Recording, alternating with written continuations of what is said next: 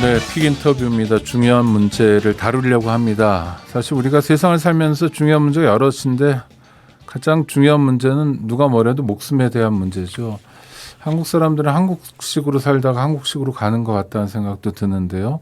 최근 한국의 아주 심각한 자살에 대해서 우리 가톨릭 교회를 포함해서 7대 종단 또 한국 생명의 전화가 함께 코로나 시대 이제 일상 회복을 하는 중인데 코로나 시대가 드리운 그림자가 있습니다. 자살이란 그림자도 함께 드리웠는데요. 이런 문제를 가지고 캠페인도 하고 있는 것 같습니다. 그래서 오늘 한국 생명의 전화 하상훈 원장 스튜디오에 모시고 자살에 대한 이야기 또 자살 방지 예방을 위한 여러 가지 캠페인 이야기도 함께 해보도록 하겠습니다. 하 원장님 어서 오십시오. 네, 안녕하십니까. 네, 와주셔서 감사합니다. 네. 일단 첫 번째 뭐 바보 같은 질문일지 모르겠습니다만 왜 우리가 이 문제에 관심을 가져야 되죠?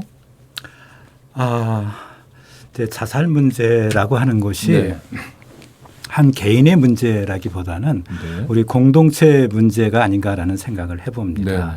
한 사람이 자살에 이르기까지는 개인적인 그런 감정에 의해서 이렇게 갑자기 죽는 것이 아니라 우리 공동체가 그만큼 살기가 어렵기 때문에 자살로 이어지지 않나 하는 그런 생각이 듭니다. 네. 개인의 문제만이 아니다. 그러니까 공동체 때문에 자살하는 경우가 많기 때문에 공동체가 함께 책임을 져야 된다. 네, 그렇습니다. 예. 지금 우리가 마이크 좀 대주시면 돼. 우리가 대한민국이요 자살률이 가장 높은 나라인 건 맞죠? 네, 그렇습니다. 우리 2021년 통계청 작년 통계요.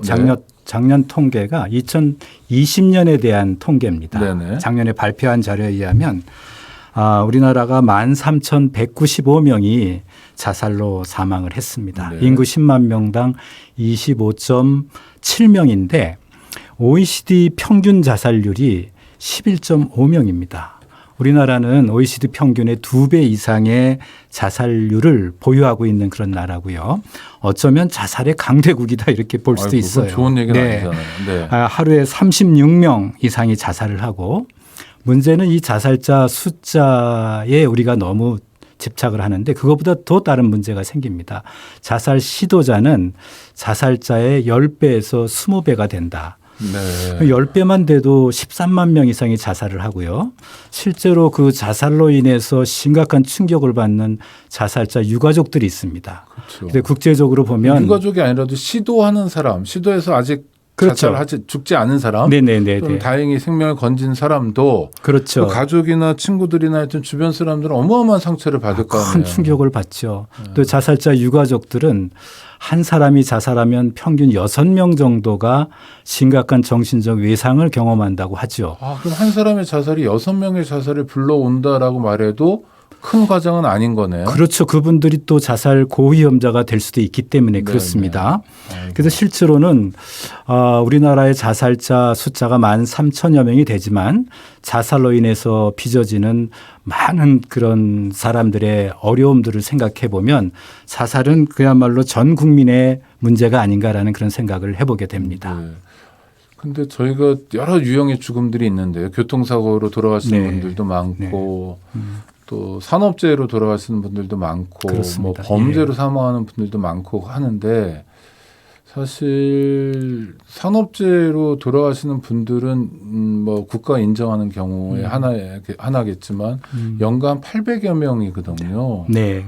교통사고도 연간 3,000여 명 정도인 거로 보면 13,000명이 연간 돌아가신다는 거 어마어마한 정말 압도적인 숫자네요. 그렇습니다. 사실은 자살이 사망 원인 중에 5번째로 전 국민의 사망 원인의 5번째가 되고요.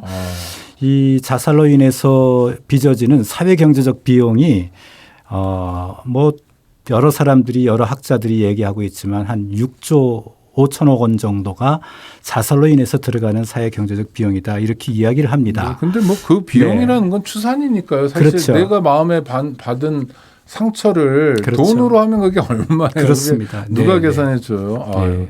그런데 전 국민 사망 원인 중에 자살이 5위라고 하는데 이거는 사실 전 국민이기 때문에 이를테면 뭐 연세 많이 드셔가지고 돌아가시는 분들, 네.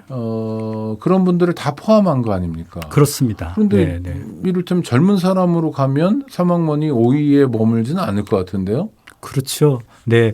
이게 전체적으로 보면 10대, 20대, 30대의 경우는 사망 원인 중에 1위가 자살로 이렇게 나타나고 10대, 20대, 있습니다. 30대 사망 원인 1위가 자살이다. 네. 이게 우리 사회가 들여다봐야 될 대목이네요. 그렇습니다. 젊은 사람들이 죽는 이유가 온통 자살이다. 네, 네, 그렇습니다. 네. 왜 이렇게 자살률이 높습니까?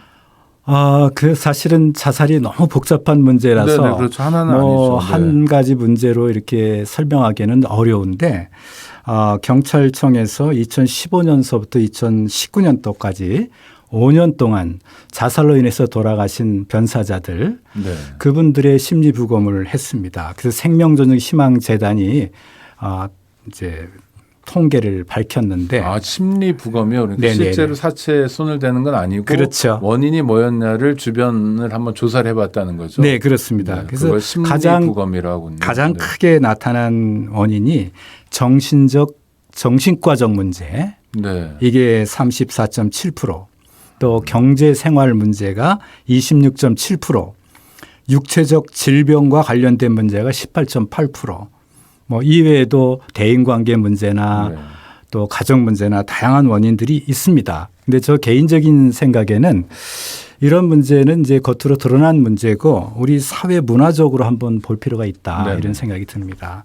사실 우리가 전서부터 이야기하고 있지만 이제 1980년대 90년대 초반까지 해도 인구 10만 명당 7, 8명 10명 안쪽이었습니다. 우리나라가. 그때는 7, 8명이었는데 지금 25.7명까지 늘어났다는 거군요. 그렇습니다. 네, 네, 그렇게 된 이유가 엄청나게 무엇일까요? 올라갔다. 아니 한국은 그 사이 비역적인 경제 발전을 했잖아요. 그렇습니다. 그래서 제가 보기에는 네. 이 물질 만능주의 시대 속에서 우리 생명을 너무 가볍게 여기는 그런 문화 풍토가 자리 잡고 있지 않나 하는 그런 생각이 첫 번째로 들었고요. 두 번째는 우리가 지나친 어떤 경쟁 의식과 네, 양극화 경쟁이 문제입니다. 심하죠. 네. 이런 것들로 인해서 사실은 상대적 박탈감을 느끼시는 분들이 많아진 것 같고요.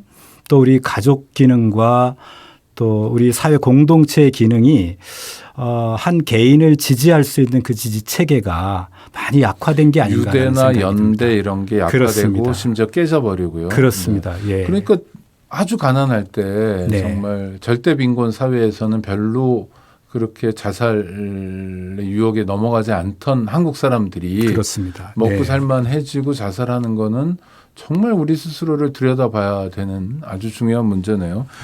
한국 생명의 전화에서 주로 하시는 일이 자살 예방 활동 같은 겁니까? 네, 그렇습니다. 우리가 1976년도에 시작을 해서 네네. 땡땡의 전화가 여럿 있었는데 그중에 그래도 오랫동안 국민들 곁에서 NGO죠? 네, 그렇습니다. NGO로 활동하시는데 네, 네. 여성의 전화 또 생명의 전화 이런 곳인 것 같아요. 그렇습니다. 네, 그전엔 되게 많았는데 무슨 전화가요? 네.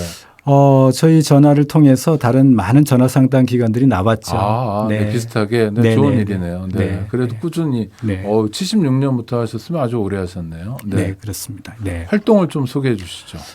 저희 기관에서 주로 하는 활동들은 이제 전화 상담, 24시간 전화 상담을 받고 그러면 있고요. 누군가가 자살 충동이나 정말 너무 힘들다. 그러면 새벽 2시에 또 전화할 수 있는 건가요? 그럼 몇 번에 걸어야 됩니까? 1588-9191 이제 구원이라고 하는 뜻을 갖고 있어요. 1588-9191 네, 요금은 그렇습니다. 내지 않아도 되는.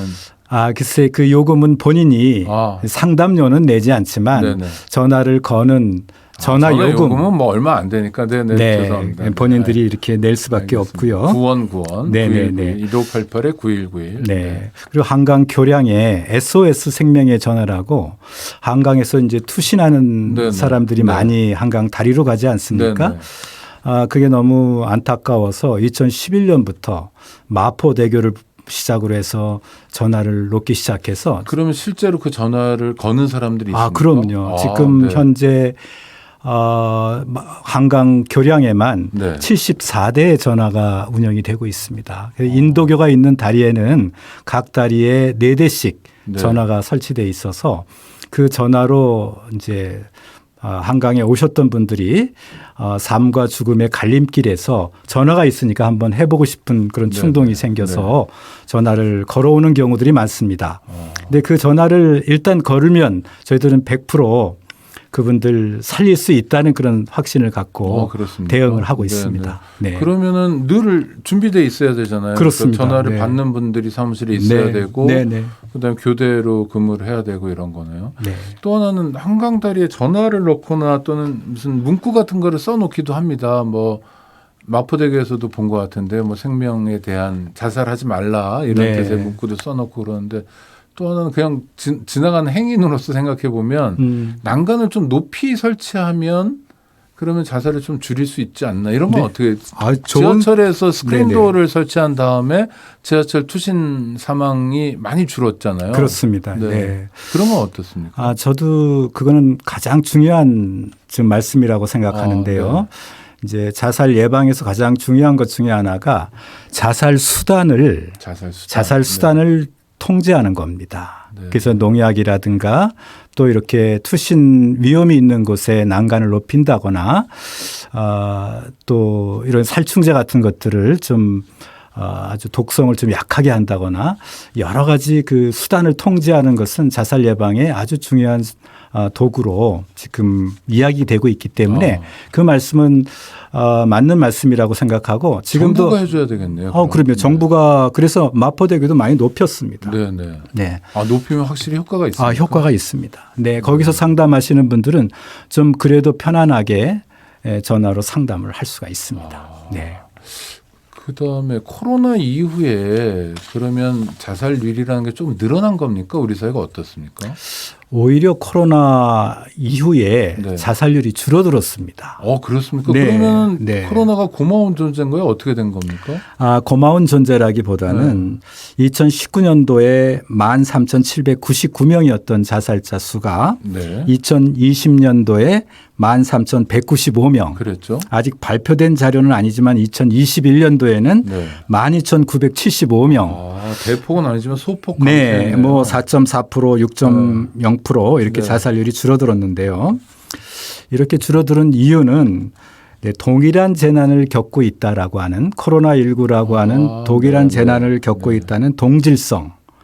이게 재난 상황에 사람들을 묶어 놓는답니다. 그리고 또 하나는 혼자 겪는 난리가 아니다. 그렇죠. 네. 사회적 응집력. 네네. 그 응집력이 생겨서 자살에 좀 부정적인 효과를 주기 때문에 자살률이 줄어든다라고 하는 통계가 우리나라뿐만 아니라 다른 나라에서도 그런 연구들이 있고요. 그나마 다행이네요.